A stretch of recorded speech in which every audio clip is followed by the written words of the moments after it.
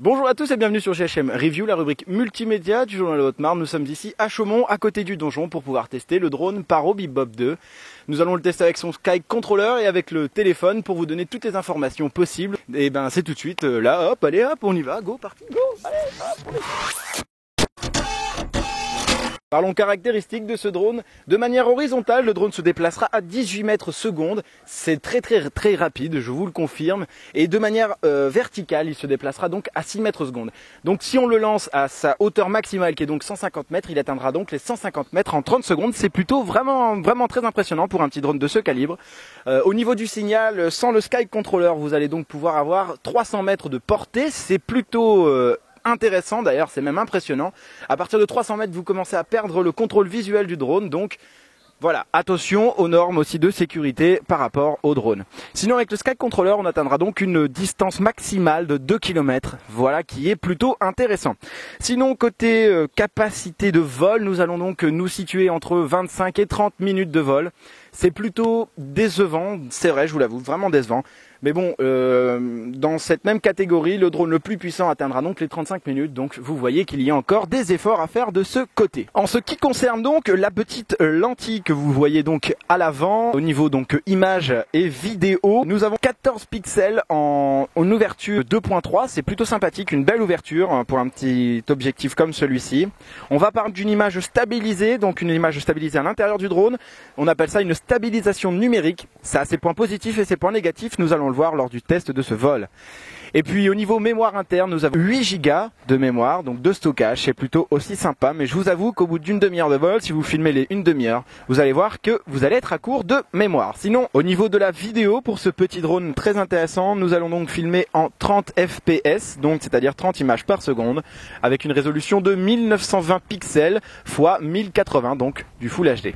Nous allons pouvoir donc aussi l'encoder en H264, un encodage vidéo assez commun pour tout le monde. Donc voilà, écoutez, les caractéristiques officielles de la marque Paro, on vient de les dire, nous allons donc passer au test. A tout de suite. On va faire le test du drone Bip-Bop Paro 2, je vous rappelle, avec simplement le contrôle d'un téléphone. Donc je vous rappelle la portée donc de 300 mètres, on va pas le pousser jusqu'à 300 mètres. Par contre, c'est la première fois que je le teste, alors soyez indulgents avec moi, parce que j'ai pas envie que vous... C'est bon, hein. Donc on va faire le test, vous verrez, c'est très simple. Donc je me connecte à la petite application, hop, on appuie dessus. Il va me demander si je veux démarrer le vol, j'appuie sur vol libre, et là, on est parti.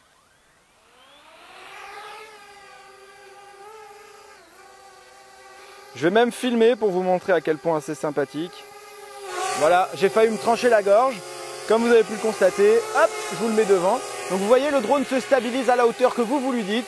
Il va rester ici en stagnant, voilà. Et je vais le rapprocher près de moi.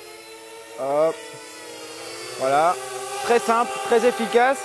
Je ne sais pas si vous m'entendez très bien, mais en tout cas, comme vous pouvez le voir, on est en train de filmer. Je vais me filmer moi-même. Donc normalement, vous voyez, hop, il se déstabilise. Il y a un capteur derrière en fait. Voilà, vous voyez. Il essaye d'éviter le contact. Ça c'est plutôt sympathique. Je ne vais pas tester de mettre un droit parce que j'aime mes doigts. Donc on va essayer de le faire monter un petit peu. Oh là là là, c'est beau. Je vais le faire redescendre. On va le faire tourner sur lui-même. Hop.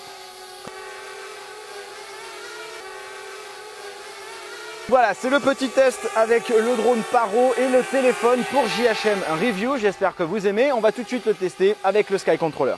Donc nous y voilà, je suis avec le Sky Controller et le drone Bip-Bop Paro 2. Je vais le pousser dans toutes ses limites. Vous allez voir, je vais filmer en même temps. Donc il a beaucoup plus de portée que simplement le téléphone. Et vous allez voir aussi que je le contrôle un petit peu mieux qu'avec le téléphone. Mais croyez-moi, une fois que vous avez l'habitude avec le téléphone, c'est tout aussi simple qu'avec ce petit jouet. Allez, c'est parti, je vais le lancer pour vous.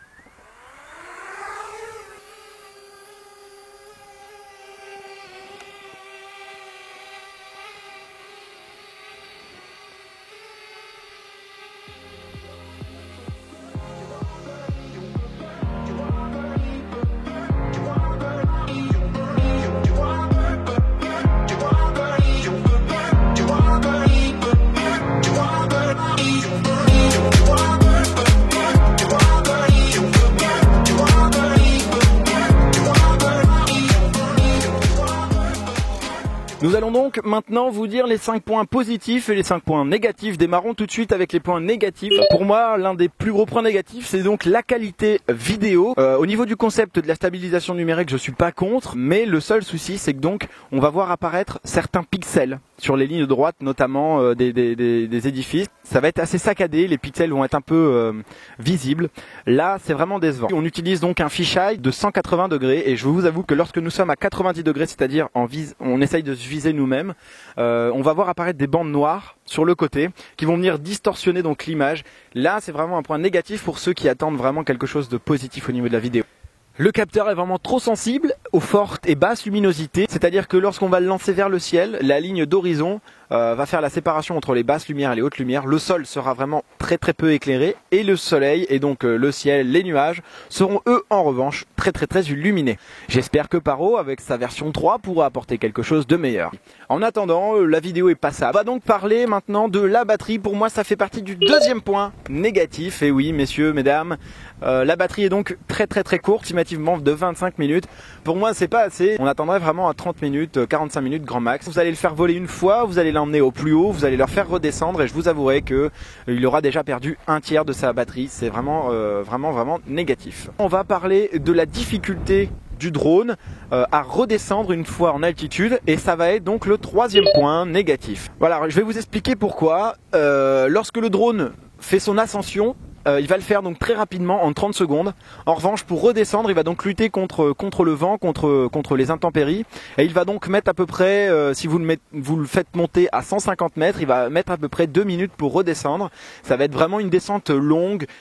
Si vous faites rien à côté, vous le faites vraiment descendre de manière verticale, vous allez vraiment vous ennuyer. Ce sera vraiment très ennuyant et en plus de ça, vous allez bouffer votre batterie. C'est vraiment un point négatif pour moi en tant qu'utilisateur de ce petit joli drone.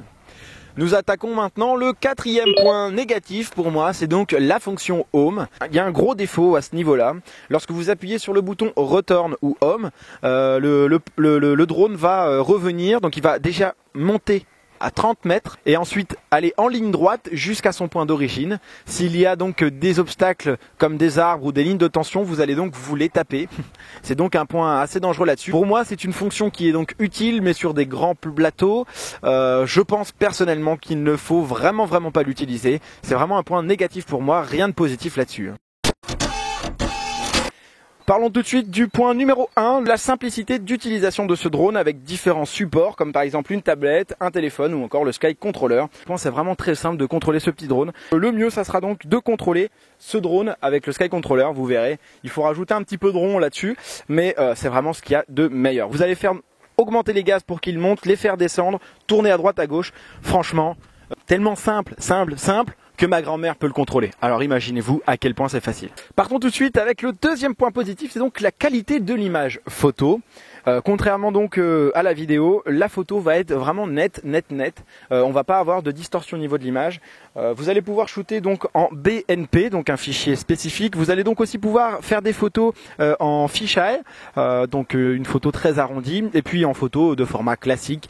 Vous allez voir que ces photos en 14 millions de pixels sont plutôt vraiment sympathiques. Très belles images, très beau contraste, très beau piqué. Rappelez-vous, on est quand même sur un fisheye, donc il va falloir retoucher un peu l'image sur Photoshop pour les déformations qu'on va pouvoir observer à cause du fisheye.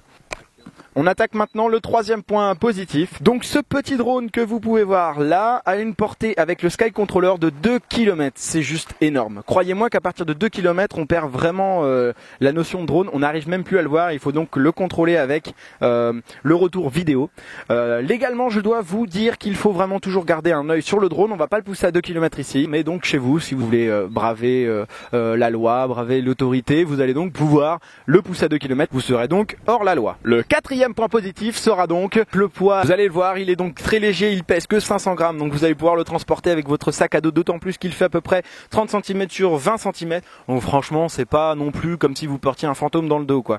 Ça, c'est un autre point positif par rapport à ses concurrents directs, comme je vous le disais, donc Fantôme. C'est donc la fin de la revue de JHM Review. J'espère que ça vous a plu. À bientôt pour la prochaine vidéo. Bye.